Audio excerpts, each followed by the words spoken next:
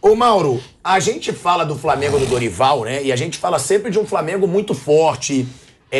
Já vem aí, são 17 ou 18 jogos de invencibilidade? Eu não sei de cabeça. Eu acho que são 17 ou 18 jogos. O Flamengo do Dorival tem 17 ou 18 jogos de invencibilidade. O jogo do Goiás. Então, ó, 17 jogos de invencibilidade. Tem esse Flamengo do Dorival Júnior. Você acha que São Paulo vai lá e vai atropelar? Não. O Flamengo do Dorival vinha jogando muito bem. E muito bem mesmo.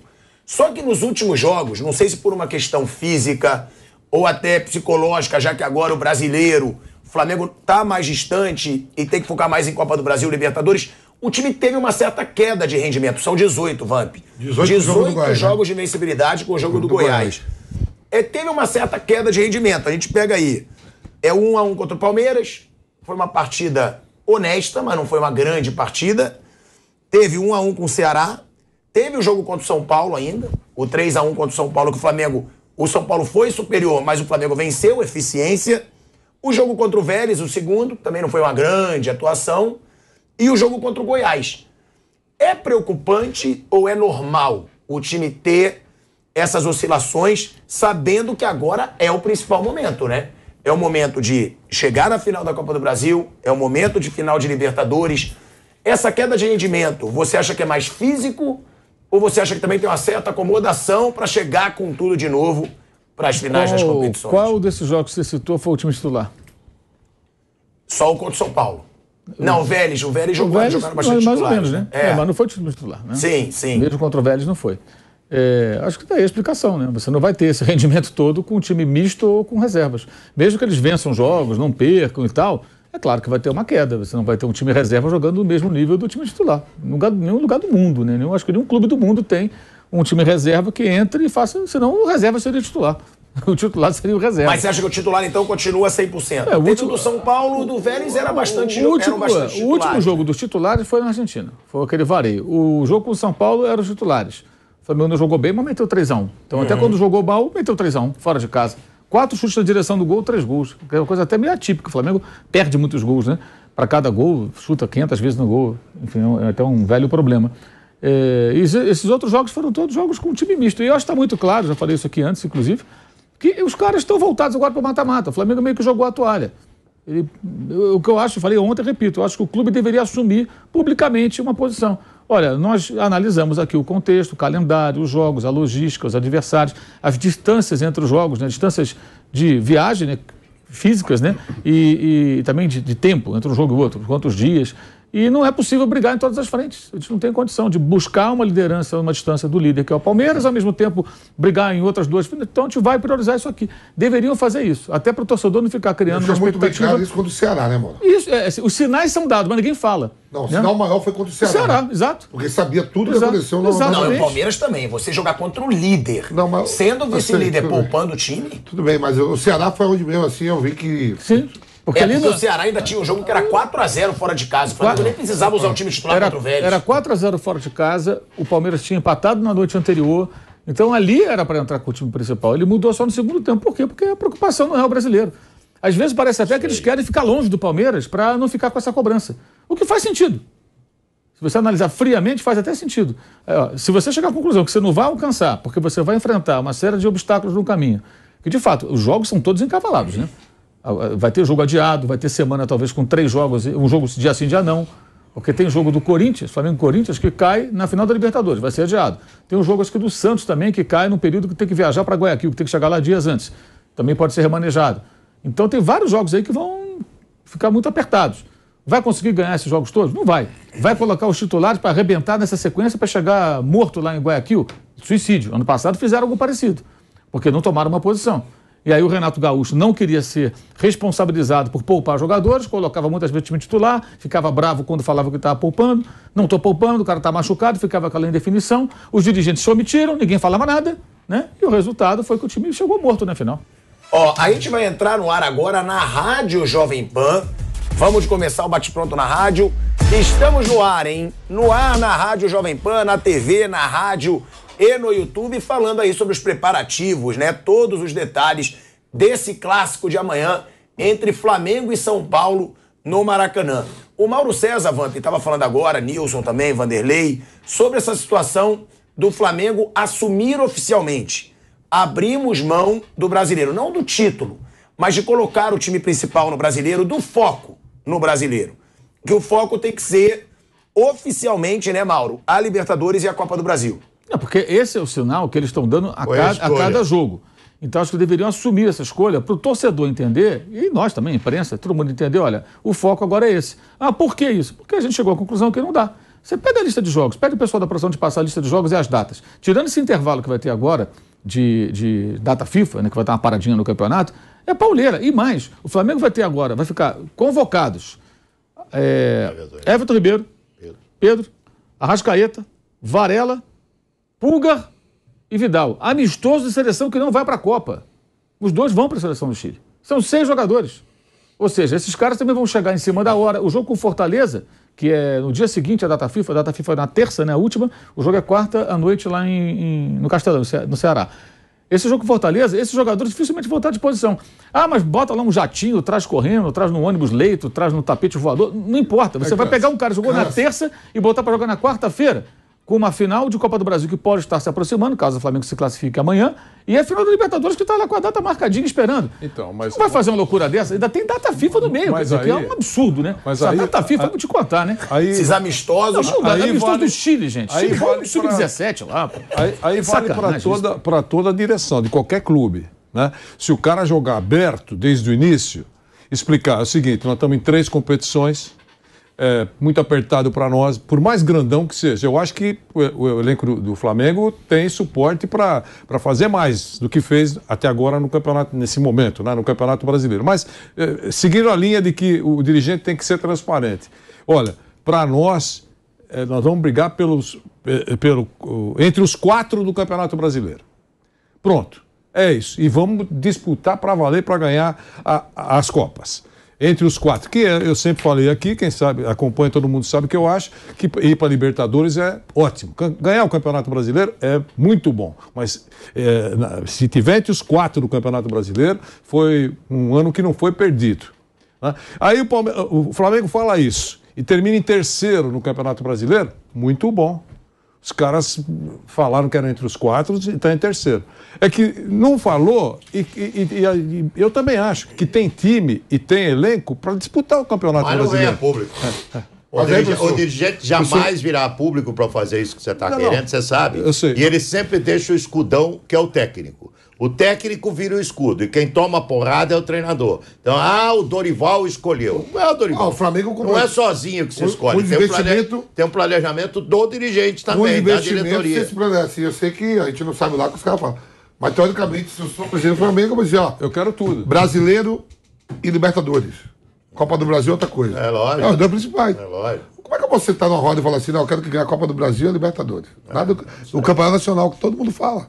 Até mesmo o Abel falou, até o Jorge Jesus falou. 2 semanas atrás, o Flamengo já estava superando o futebol jogado pelo Palmeiras. Essa era a conversa. E até pelo Fluminense, né? Que era aquele e já está respirando aí para... Atenção, vai alcançar o Palmeiras. E aí, passa 15 dias, já... Olha, jogou a toalha, não interessa mais o Campeonato Brasileiro, porque agora só as Copas... a coisa está mudando. É uma postura volúvel a cada dia.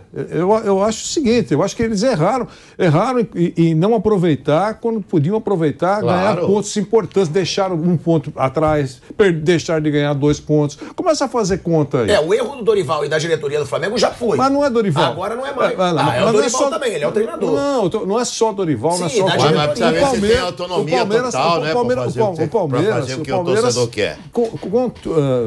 Tropeçou quando não podia tropeçar. Então, ele deu chance para os outros, que não souberam aproveitar. Você vê, grandes chances os times tiveram e não conseguiram se aproveitar. E não conseguiram aproveitar isso. Eu acho que esse negócio de poupar tem argumento para todo mundo. O Rogério deu uma declaração aí, só faltou sair num andor. Nossa, ele abriu o jogo, todo mundo elogiou. Ele deu mesmo uma boa entrevista, ele dá sempre boas entrevistas. Agora, vou usar o heresia que eu uso para o Abel Ferreira. Não é heresia discordar do Rogério. Claro que não. Não é heresia. Eu acho que ele poupou demais. Mas ele saiu lá, todo mundo, olha, a explicação foi profunda, hein? Tirei 11, botei 11. Profunda a explicação dele, só não entendeu que é uma anta. Então eu sou uma anta. Porque eu acho que ele devia ter começado com o time mais forte que ele tem. Ué, mas ele não tem elenco como tem os outros. Eu sei, ele está falando isso há um ano. Que o elenco é enxuto, que não tem opções, que o time está numa grande pindaíba. Ele falou de novo. Várias vezes nessa última entrevista. É muito delicada a situação no São Paulo. Não falou? Concorda aí, quando ele fala isso, só concordo se for em relação ao Atlético Mineiro, Flamengo e Palmeiras. Em relação aos demais, não. Você acha que o São Paulo é o 5º elenco do Brasil? Junto com o Corinthians. Junto com o Corinthians. Você já olhou para trás o que tem o América Mineiro, o que tem o Ceará, o que tem o Fortaleza, Cuiabá, Juventude. Você tem que falar em relação, eu tô sem dinheiro em relação a esses três. Para ter jogadores do mesmo nível, a Palmeiras, Flamengo e Atlético Mineiro. Aos demais, não. O Rogério talvez tenha bem mais autonomia do que tem o Dorival Júnior no Flamengo. Então o Rogério talvez tenha bem menos interferências do que tenha o Dorival Júnior no Flamengo. Até pelo estilo do Rogério e do Dorival. O Dorival é um cara muito conciliador, um cara que gosta de ouvir todo mundo, um cara que não bate de frente com ninguém, um cara sossegado, tranquilo, boa praça, sossegado. E o Rogério não, o Rogério é um cara individualista. Ele é um cara que toma, e desde quando era jogador. Quem conhece o Rogério sabe como ele é. Desde quando ele era jogador sempre foi assim, ele não mudou o perfil como treinador. Ele não gosta de ouvir muita coisa. O Rogério toma as decisões por ele. Né? Isso é uma virtude? Pode ser uma virtude. Eu acho que não. Eu acho que um cara, quando está começando carreira, que é o caso dele, uma carreira vitoriosa, ele está começando como treinador, deveria pegar muito na perna de quem sabe mais e ouvir mais conselhos. Eu acho isso. Mas não é o estilo do Rogério. Ele não gosta disso. O Rogério toma as decisões por si. E a diretoria dá a ele total autonomia para isso. A diretoria dá a ele, desde o presidente, todos que fazem parte da direção de futebol, ele tem total autonomia. Eu tenho dúvidas se o Dorival tem essa total autonomia no Flamengo. Você tem dúvida ou tem certeza? Tenho dúvidas, claro, não estou vivendo lá dentro. Eu tenho dúvidas se o Dorival tem essa autonomia toda que todo mundo acha que ele tem no Flamengo. Sabe? Que é difícil. No Flamengo, você e o Mauro conhecem muito melhor que eu. Mas você sabe que os dirigentes do Flamengo são malas pesadas. E eles têm direito. Eu vi uma opinião do Mauro a respeito disso, concordei 100%. O dirigente tem todo o direito de opinar, porque a empresa é deles. O Dorival, o que ele é lá? Ele é um empregado da empresa. Se tem o presidente, tem o diretor manda mais. Tem uma hierarquia, manda mais do que o empregado da empresa. E como ele não é um cara de conflito, nunca foi, quem conhece o Dorival, quando ele conhece também, há mais de 30 anos, o Dorival, desde quando jogava bola, ele nunca foi, ele é parecido com o tio dele, com o Dudu. Ele é muito parecido com o tio. É um cara não quer conflito com ninguém. Ele talvez aceitou algumas imposições feitas pela diretoria do Flamengo. Coisa que o Rogério, pelo estilo do Rogério, não faz o mesmo no São Paulo. Mas aí também tem dois lados, né? Até pra você, Nilson, pro Mauro também, que fala sobre essa situação do dirigente, porque muitas vezes a gente elogia o treinador que ele assume, ele fala, quem manda no futebol sou eu. Tipo, com o Jorge Jesus foi muito assim, com o Abel Ferreira, hoje, se eu não me engano, é assim. Com o Rogério Ceni é assim.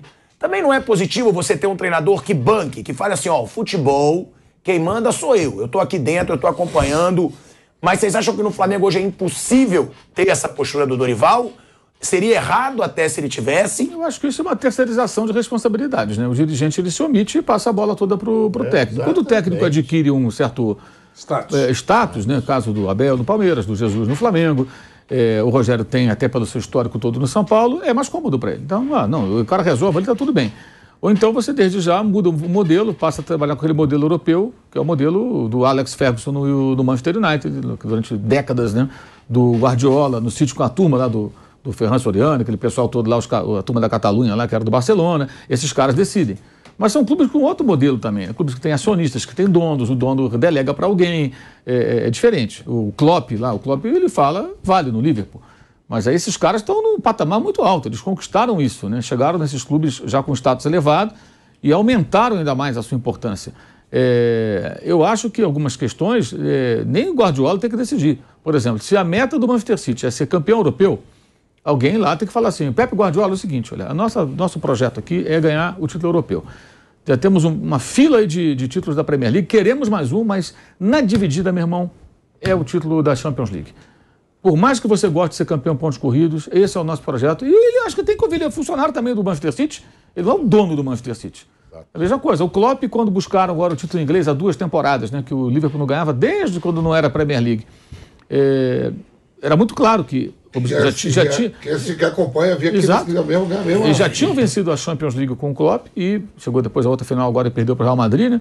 E buscaram ali o campeonato inglês. Eles queriam ganhar um campeonato porque não ganhava há muito tempo. Ganharam no meio da pandemia, não deu azar danado. Comemoraram no estádio vazio, mas ganharam. Ganharam uma disputa tremenda ali de novo com o Manchester City. Eu acho que assim, o clube é que tem que dizer. Nesse caso específico, o Dorival não tem nenhuma responsabilidade pelo que aconteceu, obviamente, antes de sua chegada. Mas ele encontrou um cenário com vários problemas que foram sendo resolvidos aos poucos.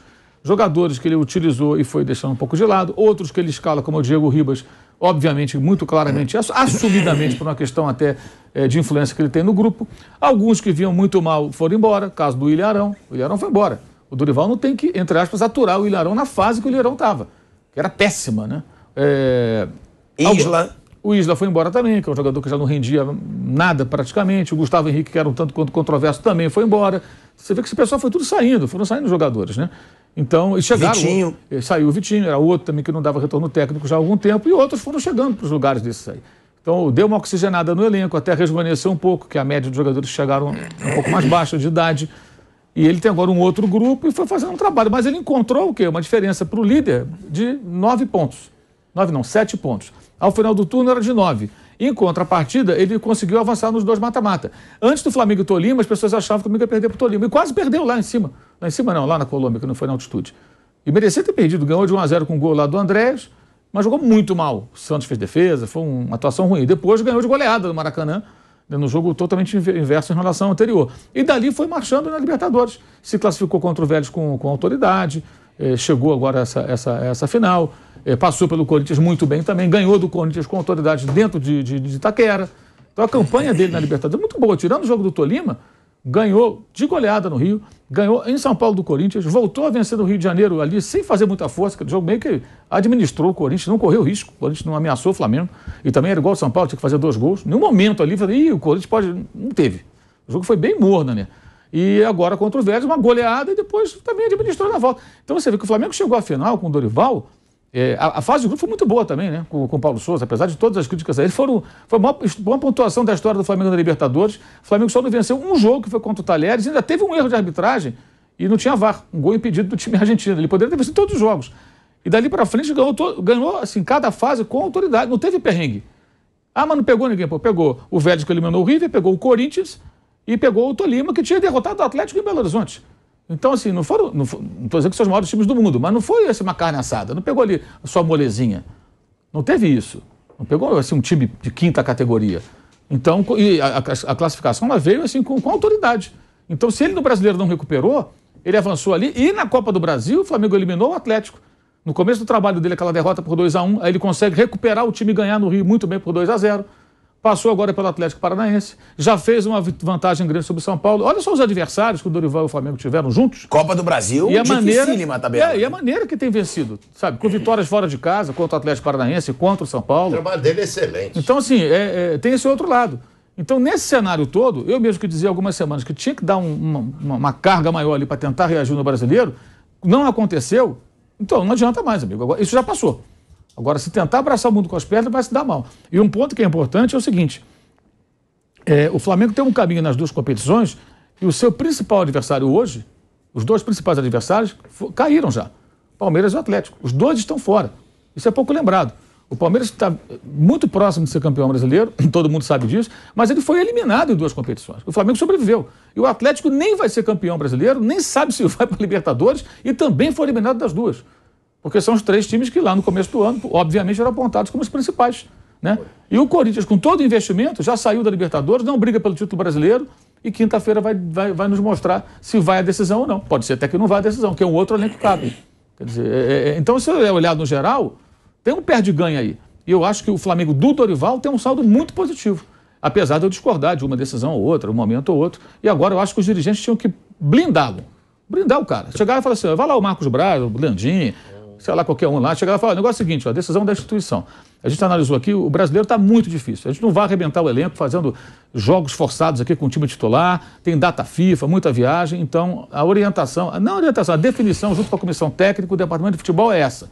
Vamos priorizar, colocar nossos jogadores em condições para o dia 29 de outubro contra o Atlético, lá em Guayaquil, e fazer o melhor possível para que o time possa ser campeão da Copa do Brasil. O brasileiro, vamos tentar ficar ali no grupo dos 4, 5 mais bem colocados, e no ano que vem a torcida vai ver o Flamengo brigando pelo título brasileiro, se preparando melhor para o campeonato, e etc. Acabou. Que aí acaba essa conversa, acaba essa história, porque a pressão fica muito em cima dele.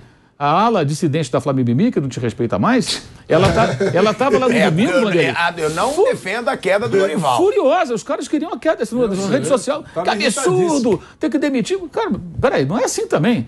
E no domingo, eu acho que também os próprios jogadores, você não percebe não tinha aquele tesão pelo jogo, né? Parece que eles estavam... É diferente o comportamento. Vamos ver amanhã. Amanhã é outra história. Maracanã, com São Paulo, a vaga na final, vai todo mundo, né? Empolgadão, animado. É outro espírito, né? Então, acho que tem isso também. Os jogadores também têm que ser sempre citados, né? Porque eles é que entram em campo, né? Não são o técnico, não. No caso do Dorival, eu quero só falar do Dorival. No caso do Dorival, eu acho que a decisão não é só dele. Eu acho que é a decisão do grupo de jogadores com ele. Por que você acha isso? Eu acho isso porque eu analiso a maneira como ele chegou. Entendeu? Ele chegou como um conciliador, como Gandhi, como um cara da paz. Né? Acertou aqui, o Mauro falou, o Thiago falou que eles conhecem muito mais o Flamengo do que a gente aqui, é verdade. Olha, ele está colocando entre aspas, a panela para jogar, para depois dar uma ajeitada. Porque não entrou batendo de frente. Foi outro discurso que deve ter sido dado para o Paulo Souza. Tipo assim, você chega lá, chuta o pau da barraca. Não precisa nem cumprimentar ninguém. Vai dando pancada e que o que você fizer tá certo. Deu no que deu.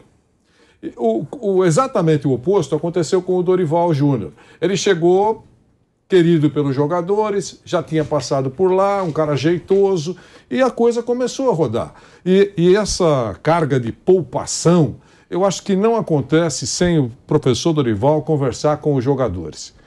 E ele deveria ter convencido os jogadores, e olha, em vez de deixar vocês no banco, deixa vocês no banco no segundo tempo para descansar. Mas vamos começar com vocês, porque a gente precisa mesmo ganhar ponto. Eu quero começar já com as cobras criadas. Exatamente isso que eu gostaria que acontecesse. E ele não fez isso, né? Então eu acho que ele e os jogadores conversaram, acho que a diretoria não meteu o bico. Se está certo ou não, mas nesse caso acho que ela não meteu o bico. É um acordo entre o professor Dorival e os estrelados do elenco do Flamengo. Vendo de longe, é isso que eu acho, Osmar.